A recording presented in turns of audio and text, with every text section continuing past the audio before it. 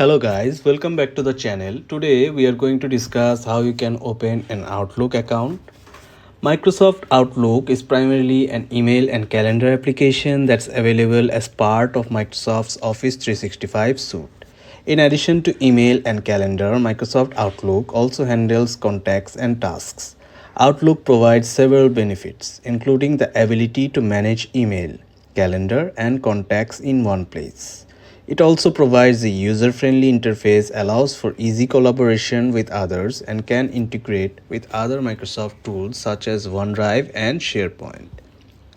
To open an Outlook account, you need to go to the Microsoft Outlook app and choose Create New Account.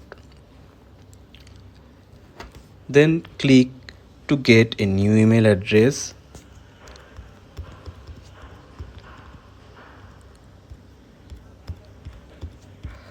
After choosing new email address, you have to select whether you want to finish your email ID with outlook.com or hotmail.com.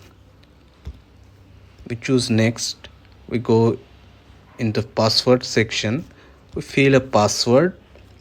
After filling the password, Outlook will send you a verification mail. After that, verify your email address by clicking on a link sent to your email. After verification, your account is done and created. So that's it for today.